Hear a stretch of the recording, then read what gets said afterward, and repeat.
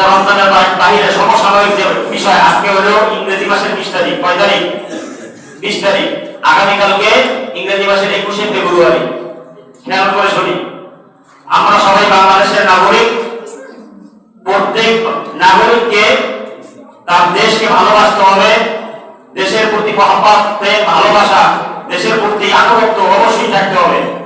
এটা প্রত্যেকের কর্তব্য, দায়িত্ব। কিন্তু এই দেশের প্রতি আনুগত্য দেখাতে গিয়ে যাতে আমরা শরিয়া লঙ্ঘন না করি, ইসলামী শরিয়া লঙ্ঘন না করি, এদিকে আমাদেরকে খেয়াল রাখতে হবে। কথা বলে এজন্য আছে যে 21শে ফেব্রুয়ারি শব্দটা ইংরেজি নাকি বাংলা? ইংরেজি। পালন করা হয় কি? মাতৃভাষা দিবস, ভাষা আন্দোলন। ভাষাটা কি? বাংলা। এখন বর্তমান সাল চলে 1432 বাংলা সাল 1432, অর্থাৎ এই 1432 বছর আগে এই বাংলা সাল সেই হিসাবে চালু হয়েছে। তাহলে 1952 সালে যখন ভাষা আন্দোলন হয়েছে তখন বাংলা ভাষা ছিল না। তখন তো বাংলা ভাষা ক্যালেন্ডার ছিল 1432 যেটা এখন চলে, তখন তো 1452 বছর পিছাই যায়। তখন সাল ছিল কি ছিল না? ছিল। কিন্তু বাংলা দিন তারিখের সাথে না মিলিয়ে 21শে ফেব্রুয়ারিতে আমরা বাংলা ভাষা বানাই, বাংলা ভাষা কি উদযাপন করি। বিচারিত হয় কি হয় না? আগেই ভালো, যেটাই হোক, যেটা সঠিক ছিল। কিন্তু এই ইংরেজরা আমাদের সমাজটাকে শোষণ করে আমাদের মগজের মধ্যে সবকিছু আমাদের কি ঢুকিয়ে দিছে।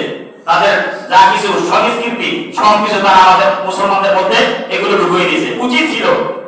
উচিত ছিল বাংলা দিন তারিখ অনুযায়ী বাংলা ভাষা উদযাপন করা, তাই তো? কিন্তু তা না করে একদিকে বলতেছে ভাষা আন্দোলন, আর একদিকে বলতেছে 21শে ফেব্রুয়ারি। দুইটা বিচারিত হয়ে গেল না যুক্তি অনুযায়ী। দ্বিতীয় কথা হলো ভাষা আন্দোলনে যে সমস্ত ব্যক্তিগণ জীবন উৎসর্গ করেছেন, খেয়াল করে শুনি। আমাদের অনেকেই বিভিন্ন যারা সেকুলার আধুনিক, তারা এই শব্দ আমাদের কিছু ইসলামের যে পরিভাষা আছে এই পরিভাষার অপব্যাখ্য করা হয়, পরিভাষার বিকৃতি করা হয়। শহীদ বলা হয় যে ব্যক্তি আল্লাহ তাআলার দ্বীনকে, আল্লাহ তাআলার জমিনে প্রতিষ্ঠা করার জন্য বেদিন কাফের মুশরিকদের বিরুদ্ধে লড়াই করতে গিয়ে জীবনকে উৎসর্গ করে, ওই ব্যক্তিকে শরীয়তের ভাষায়, ইসলামের পরিভাষায়, কোরআন সুন্নাহর পরিভাষায় ওই ব্যক্তিকে শহীদ বলা হয়। আল্লাহ তাআলা দ্বীন প্রতিষ্ঠা করার জন্য আল্লাহ তাআলার জমিনে কাফের মুশরিক বেদিন অর্থাৎ ইসলাম বিরোধী শক্তির সাথে যুদ্ধ করে, সশরীরে যুদ্ধ করে, লড়াই করে যে ব্যক্তি জীবনকে উৎসর্গ করে ইসলামের ভাষায়, কোরআন সুন্নাহর পরিভাষায়, ওই ব্যক্তিকে শহীদ বলা হয়। এবং শহীদ হওয়ার জন্য সর্বপ্রথম যে শর্ত, সেই শর্তটা হলো ঈমান, অর্থাৎ মুসলমান হতে হবে। কথা বুঝে আসছে?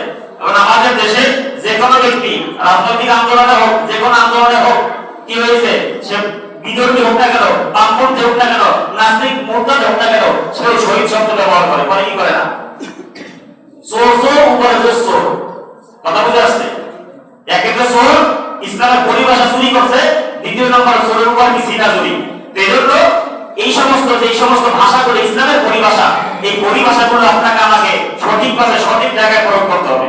সঠিক জায়গায় যদি আপনি প্রয়োগ না করি, তাহলে ইসলামের পরিভাষাকে এটাকে বিকৃতি করার নামান্তর। এজন্য যে সমস্ত ব্যক্তিগণ, এবং আরো একটা কথা বলে রাখি, প্রকৃত শহীদ যে ব্যক্তি আল্লাহ দ্বীনকে প্রতিষ্ঠা করতে গিয়ে আল্লাহ রাস্তায় শহীদ হয়েছেন, ওই ব্যক্তি প্রকৃত শহীদ।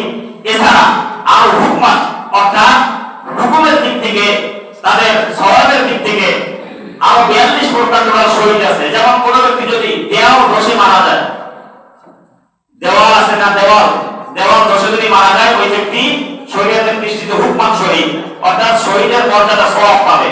কিন্তু যে ব্যক্তি বেদিনদের সাথে, কাফের মুশরিকদের সাথে সরাসরি যুদ্ধ করে, সশরীরে যুদ্ধ করে আল্লাহর রাস্তায় জীবন দান করেছে, ওই ব্যক্তির মতো ওই শহীদের হুকুম না। তার মর্যাদার মধ্যে আসমান এবং জমিনের ডিফারেন্স, কিন্তু ওই ব্যক্তি শহীদের কাতারে শামিল হবে। ঠিক তদ্রূপভাবে কোন ব্যক্তি যদি আগুনে পুড়িয়ে মারা যায়, পানিতে ডুবে মারা যায়, এবং কোন গর্ভবতী মহিলা যদি বাচ্চা প্রসব করতে গিয়ে, বাচ্চা জন্ম দিতে গিয়ে যদি সে মৃত্যুবরণ করে, ওই মহিলা, ওই মা কি শহীদের কাতারে গণ্য হবে। তো এইভাবে টোটাল 42 প্রকার শহীদ আছে।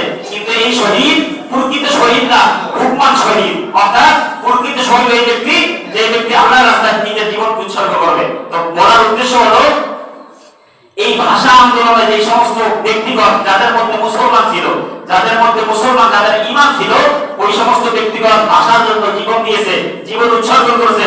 আমরা তাদের সকল অবদানকে স্বীকার করি, তাদের মাগফিরাতের জন্য আমরা সর্বাবস্থায় দোয়া করি। আল্লাহ তাআলা তাদের সকল ভুল ত্রুটি ক্ষমা করে দেন, আল্লাহ তাআলা শহীদের মর্যাদা দান করেন, দোয়া করব।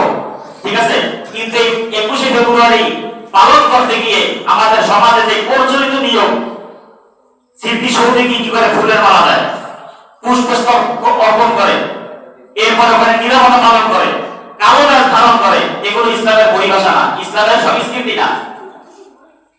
নবী করিম সাল্লাল্লাহু আলাইহি ওয়াসাল্লাম, সাহাবায়ে কেরাম, হাজার হাজার সাহাবায়ে কেরাম এই দ্বীন ইসলামকে প্রতিষ্ঠা করতে গিয়ে কাফেরদের হাতে শহীদ হয়েছেন, হয় নাই। সাইয়্যিদুশ শুহাদা হযরত হামজা রাদিয়াল্লাহু আনহু তিনিও শহীদ হয়েছে, হযরত হাসান হুসাইন রাদিয়াল্লাহু আনহু তিনিও তারাও শহীদ হয়েছে, হযরত রাদিয়াল্লাহু আনহু তারা জীবন উৎসর্গ করেছেন।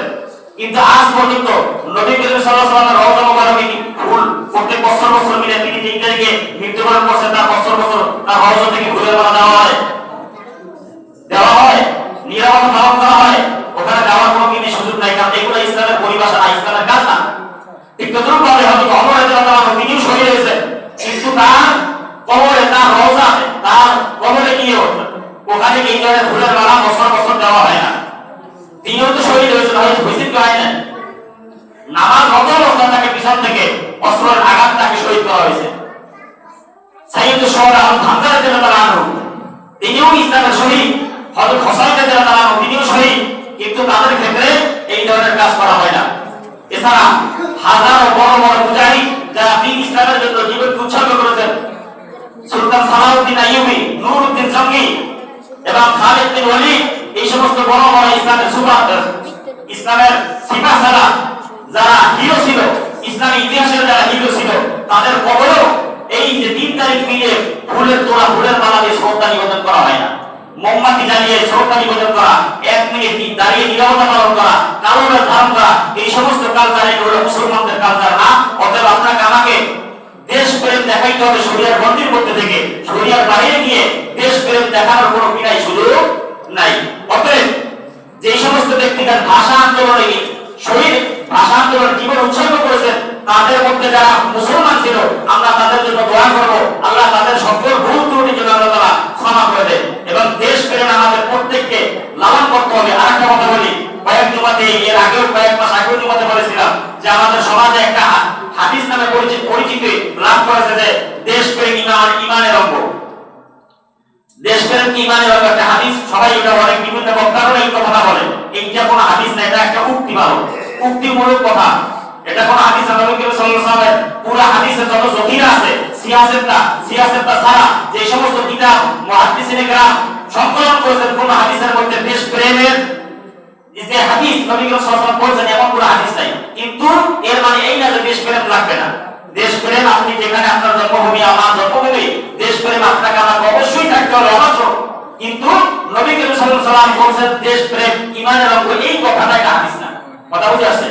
এজন্য আমরা কোনোভাবে বিভ্রান্ত না হই এবং আমাদের ভাষা, আমরা বাংলা ভাষা, আমাদের প্রত্যেকটা ক্ষেত্রে এই যে 26শে মার্চ স্বাধীনতা দিবস কিনা, আমরা জাতি হিসাবে বাঙালি। 1 নম্বর, সর্বপ্রথম আপনারা আমার পরিচয় মুসলমান, এরপরে দ্বিতীয় ভাষাগত আমরা বাঙালি। তো সর্বপ্রথম আমরা যেহেতু বাঙালি, স্বাধীন হয়েছে 26শে মার্চ, স্বাধীন হয়েছে কি 26শে মার্চ, ওই 3 তারিখেও তো আমাদের বাংলা সাল ছিল কি ছিল না, সেইটা না হয়ে আমরা ওখানে করছি 26শে মার্চ। এবং আমাদের সমাজের মধ্যে আমরা বাংলা কথা এখন আমরা চলি, সমস্ত ক্যালেন্ডার সব আমরা ক্যালেন্ডার অনুকরণ করি কি ইংরেজি। আমাদের মুসলমান হিসেবে সর্বপ্রথম আমরা ফলো করার কথা ছিল আরবি ক্যালেন্ডার, আরবি ক্যালেন্ডার। এরপরে আরবি পরবর্তীতে যেটা আমাদের দরকার ছিল সেটা হলো বাংলা ক্যালেন্ডার। আজকে অনেকেই আমাদেরকে দিলে, আমার কাছে জিজ্ঞেস করলে আমি বলতে পারবো না আজকে বাংলা কত তারিখ, কথা বুঝেন নাই? কারণ আমরা ওই ছোটবেলা থেকে ওইভাবে আমাদের সমাজ, আমাদের সংস্কৃতি ওইভাবে আগে থাকতে রাষ্ট্রীয়ভাবে ওইভাবে তারা কি করে নাই, তদারকি করে নাই।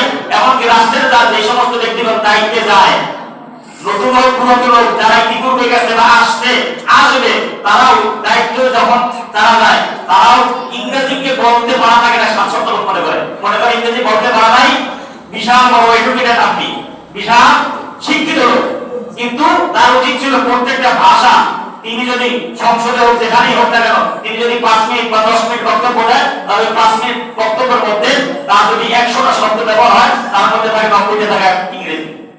উচিত ছিল কি বাঙালি হিসাবে বাংলা ভাষা ব্যবহার করা, কিন্তু রাষ্ট্রীয়ভাবে ওইভাবে তারা তদারকি শুরু থেকে করে নাই। আমাদের সমাজে এইভাবে তদারকি না করার কারণে বাংলা ভাষার থেকে আমরা পিছিয়ে গেছি। তো আল্লাহ রাব্বুল আলামিন আমাদের সবাইকে কোরআন এবং সুন্নাহ অনুযায়ী আমল করার মতো তৌফিক দান করুন, সবাই বলুন আমিন।